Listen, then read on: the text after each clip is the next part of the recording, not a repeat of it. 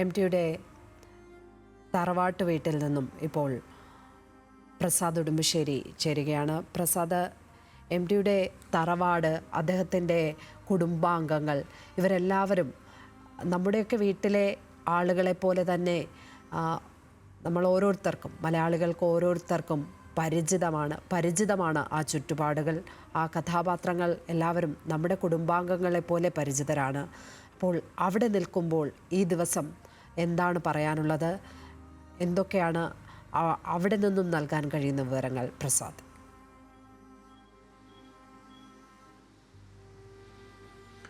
ലക്ഷ്മി, ഞാനിപ്പോൾ നിൽക്കുന്നത് എം ടിയുടെ ചെറിയമ്മയുടെ മകൻ താമസിക്കുന്ന വീട്ടിലാണ്. ചെറിയമ്മയുടെ മകൻ രവീന്ദ്രൻ, അദ്ദേഹവും എം ടിയും തമ്മിൽ 11 വയസ്സിൻ്റെ വ്യത്യാസമാണ്. എം ടിയുടെ കഥകളെല്ലാം എഴുതുന്ന പശ്ചാത്തലമെല്ലാം വളരെ കൃത്യമായി അറിയാവുന്ന ആളാണ്. രവിയേട്ട, എങ്ങനെയാണ് എം ടിയെ കുറിച്ചുള്ള ഓർമ്മകളും മനസ്സിലും ഒക്കെ? എം ടി ഇപ്പോൾ വാസ്തവത്തിൽ ആളുകൾ പറയാ എം ടി കൂടല്ലൂരിൻ്റെ കഥാകാരൻ എന്നുള്ള നിലയ്ക്കാണ്.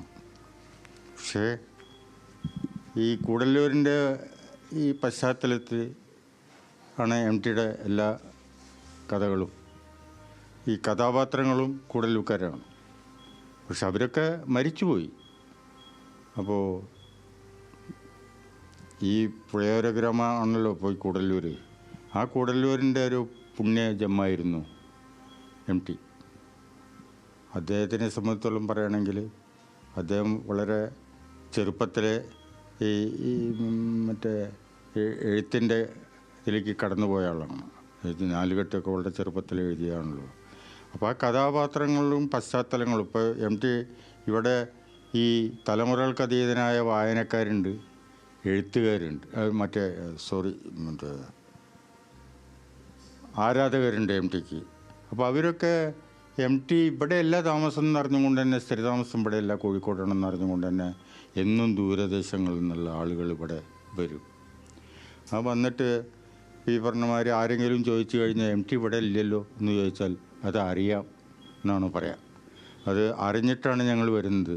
പക്ഷേ എം ടി നടന്നുപോയ വഴികൾ ഇവിടെ ഉണ്ടല്ലോ, അപ്പോൾ അത് കൂടെ ഒന്നും നടക്കാമല്ലോ ഞങ്ങൾക്ക്. ഈ എത്തുന്ന ആരാധകന്മാരും വായനക്കാരും പറയണതാണ് എം ടി ശ്വസിച്ച കാറ്റ് ഇവിടെ ഉണ്ടല്ലോ, എം ടി കണ്ട ആകാശവും ഇവിടെ ഉണ്ട്.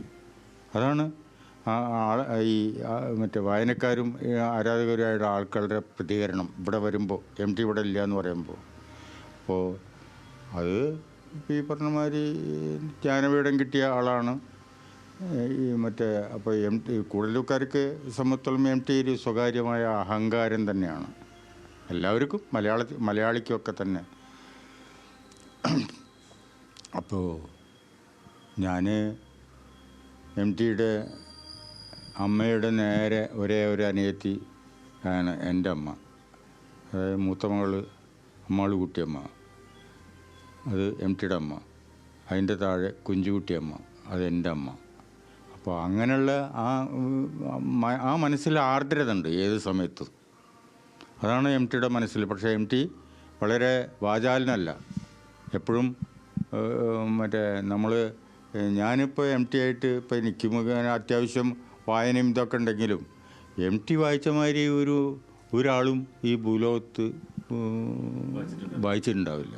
കാരണം ലോകത്തിൻ്റെ ഏത് ഭാഗത്ത് ഏത് ക്ലാസിക്ക് പറഞ്ഞാലും അത് എം ടി ആദ്യം കണ്ടെത്തും. എം ടിക്ക് അവിടെയും ഇവിടെയൊക്കെ തന്നെ ആളുകളുണ്ട്, ഫ്രണ്ട്സ് അയച്ചു കൊടുക്കും എം ടി. അപ്പോൾ എം ടി എന്ന വായനക്കാരെന്ന് പറഞ്ഞ് ഇ പി രാജഗോപാലൻ്റെ പുസ്തകം എഴുതിയിട്ടുണ്ട്, മാതൃഭൂമി പുസ്തകമാണ് ഇറക്കിയിരിക്കുന്നത്. അപ്പോൾ ഈ എം ടിയെ പറ്റിയിട്ട് 100 കണക്കിൽ ഗ്രന്ഥങ്ങൾ ഉണ്ട്, 100 കണക്കിൽ ഡോക്യുമെൻ്ററികളുണ്ട്. ഇവർ എഴുത്തുകാരനെ സംബന്ധിച്ചോളം ഇത്രയും ഗ്രന്ഥങ്ങളും ഇത്രയും മറ്റേ ഡോക്യുമെൻ്ററികളൊക്കെ ഉണ്ടാവുക എന്ന് പറഞ്ഞാൽ വളരെ അപൂർവമാണ്. അത് എം ടിയുടെ ഇപ്പോൾ ഈ പറഞ്ഞമാതിരി എം ടി കാലങ്ങളെ അതിജീവിച്ച ഒരു എഴുത്തുകാരനാണ്. ഈ എം ടി വളരെ അടുത്ത് കണ്ടതാണ്. ഇപ്പം ഞങ്ങളൊക്കെ ആരാധനയോട് നോക്കുമ്പോൾ പോലും എം ടിയുടെ ഒപ്പം അങ്ങും എം ടി തമ്മിൽ 11 വയസ്സിൻ്റെ വ്യത്യാസമേ ഉള്ളൂ. അപ്പോൾ എം ടിയുടെ രചനയുടെ ശൈലികളൊക്കെ അങ്ങ് കണ്ടതാണ്. അപ്പോൾ എം ടി ഇവിടെയൊക്കെ വരുന്ന സമയത്ത്, അദ്ദേഹം തിരക്കുകളെല്ലാം മാറ്റിവെച്ച് ഇവിടെ വരുന്ന സമയത്ത് എങ്ങനെയായിരുന്നു നിങ്ങൾ ആ സമയമൊക്കെ ചെലവഴിക്കുകയും എം ടിയോടൊപ്പം? ഉണ്ണിയേട്ടൻ ഇവിടെ വരുമ്പോൾ ഇപ്പോൾ ഈ പറഞ്ഞമാതിരി ഇവിടെ വരും.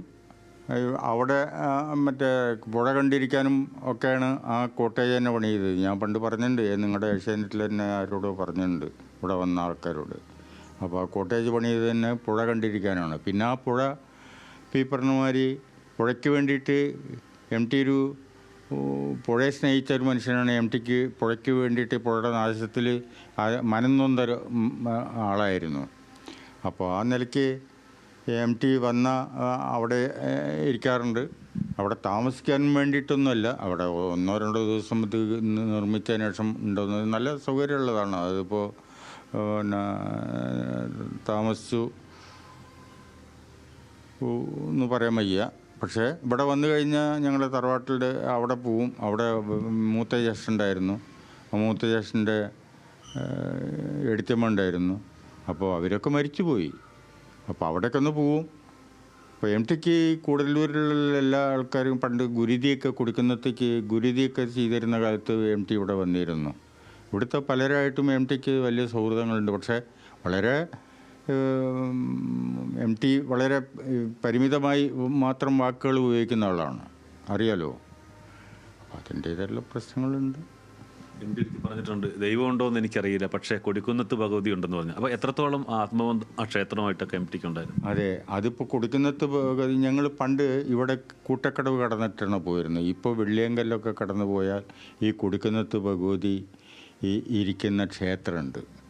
അത് പണ്ട് വളരെ പണ്ട്, ഇപ്പോഴും ഈ ഒരു 3 മാസം മുമ്പേ എം ടി ഒരു കല്യാണത്തിന് തിരിച്ചു പോരുമ്പോൾ എന്നെ കണ്ടപ്പോൾ അവിടെ വളരെ വൈകിട്ടാണ് വരുന്നത്, നിർത്തി. ഞാൻ കണ്ടിട്ടില്ല, എന്നെ കണ്ടപ്പോൾ അവിടെ നിർത്തിയിട്ട്. അപ്പോൾ ഞാൻ ചോദിച്ചു ഉണ്ണിയേട്ടൻ എന്ന് പറഞ്ഞിട്ട് ഇവിടെ കയറണല്ലേ ചോദിച്ചു. ഇല്ല പോട്ടെ. അപ്പോൾ കൊടിക്കുന്നത്ത് തൊഴുതിട്ടാണ് മൂപ്പുഴി വരുന്നത്. ഈ കൊടിക്കുന്നത്ത് ഭഗവതി എന്ന് പറഞ്ഞാൽ അത് ഞങ്ങളൊക്കെ ജന്മരക്തത്തിലുള്ളൊരു വിശ്വാസമാണ് തലമുറകൾക്ക്. ഒരുപാട് മാടത്തേക്കപ്പെട്ട ഒരുപാട് താവഴികളുണ്ട്. പിന്നെ ഈ ദേശക്കാരുണ്ട്. ഈ കൊടുക്കുന്നത് തട്ടകം എന്ന് വലിയ ഒരു തട്ടകമാണ്. അപ്പോൾ കൊടുക്കുന്നത് ഭഗവതി എന്ന് പറഞ്ഞാൽ ഞാൻ പറഞ്ഞില്ലേ മിത്ത്, അത് മിത്തായാലും എന്തായാലും പിന്നെ പിന്നെ എം ടി വളരെ ചെറുപ്പത്തിൽ വളരെ യുവാവായിരിക്കുമ്പോൾ ഏതോ ഒരു പുരോഗമന കലാസാഹിത്യ സംഘത്തിൻ്റെ ഇതിൽ പ്രസംഗിക്കുമ്പോൾ പറഞ്ഞിട്ടുണ്ടെന്നാണ് പറയണത്.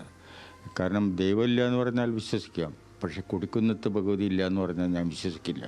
അത് എം ടിയുടെ ഒരു പ്രശസ്തമായിട്ടുള്ള പ്രസ്താവനയാണ്. അപ്പോൾ കൊടിക്കുന്നത്ത് ഭഗവതിയുടെ ആ വിശ്വാസം ഇപ്പം ഞങ്ങളിലൊക്കെ ഉണ്ട്. അത് ഞങ്ങൾ പറഞ്ഞ് കേട്ടതാണല്ലോ ഞങ്ങളുടെ അടുത്ത തലമുറയ്ക്കും ഉണ്ടാവുക. അപ്പോൾ അവർക്കും ആ വിശ്വാസമുണ്ട്. അപ്പോൾ ഇവിടെ ഇപ്പോൾ തൊഴുതു പോയത് ഒരു 3-4 മാസം മുമ്പാണ്. അതിൻ്റെ ശേഷം ഇപ്പോൾ സുഖമില്ലാതെ ഇവിടെ എം ടി വന്നിട്ടില്ല. എം ടി വല്ലപ്പോഴും ഇവിടെ വരാറുണ്ട്. വന്നിട്ടുണ്ടെങ്കിൽ ഇതേമാതിരി വന്ന് കുറച്ച് നേരം ഞങ്ങളോടൊക്കെ ഒപ്പം ഉണ്ടാവും.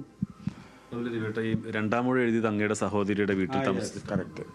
അതിപ്പോൾ എന്താ വെച്ചെങ്കിൽ 2ാമൂഴം എഴുതിയത് ആ വീടും ഇപ്പം അനാഥയായി കിടക്കുക. അവിടെയും ആരും താമസമില്ല. അതേമാതിരി തറവാട്ടിലും ആരും താമസമില്ല. അപ്പോൾ ഞാൻ പറഞ്ഞില്ലേ പഴയ 4 കെട്ട് അവിടെ ഇല്ല. വലിയൊരു മുന്നൊരുക്കം ആ പുസ്തകം അതിനു വേണ്ടി തീർച്ചയായിട്ടും. അത് വാസ്തവത്തിൽ നിങ്ങൾ പറഞ്ഞത് 100% ശരിയാണ്. അത് എം ടി വാസ്തവത്തിൽ ഇത്രയും ഒരു ഈ ജീവിതത്തിൻ്റെ ഒരു 2ാമൂഴക്കാലത്താണ്. കാരണം എം ടിക്ക് ഇതേമാതിരി പല അസുഖങ്ങളും ഉണ്ടായിരുന്നു, റിക്കവർ ചെയ്ത് ആ കാലത്താണ്, അതിൻ്റെ കഴിഞ്ഞ് ഉള്ള ഒരു കാലത്താണ് എം ടി ഈ 2ാമൂഴം എഴുതുന്നത്. പക്ഷേ 2ാമൂഴത്തിൻ്റെ എഴുത്തിന് വേണ്ടി എം ടി ഒരുപാട് പുസ്തകങ്ങൾ റെഫർ ചെയ്തിട്ടുണ്ട്, ഒരുപാട് ഗവേഷണം നടത്തിയിട്ടുണ്ട്. ഗവേഷണം എന്ന് പറഞ്ഞിട്ടുണ്ടെങ്കിൽ വേറെ രൂപത്തിലുള്ള ഗവേഷണം എന്നല്ല ഞാൻ പറയണത്, വായിച്ചിട്ടുണ്ട്, പഠിച്ചിട്ടുണ്ട്. അപ്പോൾ അത് ഇവിടെ വരുമ്പോൾ വലിയ ഒരു ട്രങ്ക് പെട്ടി മുഴുവൻ പുസ്തകങ്ങളായിരുന്നു. ആ പുസ്തകങ്ങളായിട്ട് അത് അവിടെ പോകാൻ കാരണം എൻ്റെ പെങ്ങളുടെ വീട്ടിൽ പെങ്ങൾ മാത്രമേ ഉണ്ടായിരുന്നുള്ളൂ. അപ്പോൾ അവിടെ ആരും അങ്ങനെ ശല്യപ്പെടുത്തില്ലല്ലോ. അപ്പോൾ അധികാലത്ത് ഉണരും, എഴുതും, വായിക്കും. അത് കഴിഞ്ഞ് വല്ലപ്പോഴും ഇതേമാതിരി ഒന്ന് താഴത്തേക്ക് ഇറങ്ങി വരും, തറവാട്ടിലേക്കോ. അതേമാതിരി ബാലേട്ടൻ എന്ന് പറഞ്ഞ ഞങ്ങളുടെ ഒരു ബ്രദർ ഉണ്ടായിരുന്നു, എം ടിയുടെ നേരെ ബ്രദർ തന്നെ. അവിടെ നിന്ന് പോവും. അങ്ങനെ എഴുതിയത് മുഴുവൻ അതിൻ്റെ ഡ്രാഫ്റ്റ് പിന്നെ ഇവിടെ നിന്നിട്ടാണ് മുഴുവൻ പൂർണ്ണമാക്കിയിരിക്കുന്നത്. പിന്നെ നോവലാകുമ്പോൾ അതിൻ്റെ കറക്ഷൻസ് ഇതൊക്കെ MT പിന്നെ ചെയ്തിട്ടുണ്ടോ, എഴുതി തീർത്തത് കൂടെ വെച്ചിട്ടാണ്. അപ്പോൾ അത് ജീവിതത്തിൻ്റെ ഒരു രണ്ടാമൂഴ കാലത്താണെന്നാണ് ഞാൻ വിശ്വസിക്കുന്നത്. അത്രയധികം വായിച്ചിട്ടുമുണ്ട്, അത്രയും പഠിച്ചിട്ടുമുണ്ട്. നിങ്ങൾ പറഞ്ഞത് ശരിയാണ്. MT ഇല്ലാത്ത കൂടല്ലൂർ ഇനി എങ്ങനെയായിരിക്കും? MT ഇല്ലാത്ത കൂടല്ലൂർ എന്ന് പറഞ്ഞപ്പോൾ ഞങ്ങളെ സംബന്ധിച്ചോളം ഞാൻ പറഞ്ഞല്ലേ, ഒരു വലിയ പ്രകാശഗോപുരം പൊലിഞ്ഞുപോയി. ഇപ്പോൾ ഞങ്ങൾ വാസ്തവത്തിൽ ഒരു വലിയ, എന്നെ സംബന്ധിച്ചോളമൊക്കെ ഒരു ഞങ്ങൾക്ക് വഴി അറിയാത്ത മാതിരിയായി, അന്ധകാരം. മറ്റേ ആ പ്രകാശഗോപുരത്തിൻ്റെ അതിൽ വീഴുന്ന രശ്മികൾ കൂടെയാണ് ഞങ്ങൾ നടന്ന് ശീലിച്ചിരുന്നത്. അക്ഷരങ്ങളോടുള്ള പ്രിയം തന്നെ ഉണ്ടാവാൻ കാരണം MT ആണ്. പിന്നെ ഇതിൽ MT ഒരു വലിയ വടവൃക്ഷമായിരുന്നു ഞങ്ങളെ കുടുംബക്കാരെ സംബന്ധിച്ചോളം. അപ്പോൾ MT ഇല്ലാത്ത കൂടല്ലൂർ എന്ന് പറഞ്ഞാൽ ശൂന്യമാണ്. ഇനി ആരും ഈ ഭാഗത്തേക്ക് തിരിഞ്ഞു നോക്കില്ല എന്നാണ് ഞാൻ വിശ്വസിക്കുന്നത്. ഇനി അങ്ങനെ ഒരു MT ഇവിടെ ജനിക്കൂല. ഇവിടെ നിന്നല്ല, മലയാളത്തിൽ ഇനി ജനിക്കുമെന്നുള്ളത് നമുക്ക് പറയാൻ വയ്യ. അതാണ് ലക്ഷ്മി അദ്ദേഹം പറയുന്നത്. അതായത് അക്ഷരങ്ങളെ സ്നേഹിച്ചത് MTയിലൂടെയാണ് എന്നുള്ളതാണ്. അത് ഈ കുടുംബത്തിൽ മാത്രമല്ല, മലയാളികളും ഏറെക്കുറെ അങ്ങനെ തന്നെയാണ് എന്നത് നമുക്ക് പറയാം.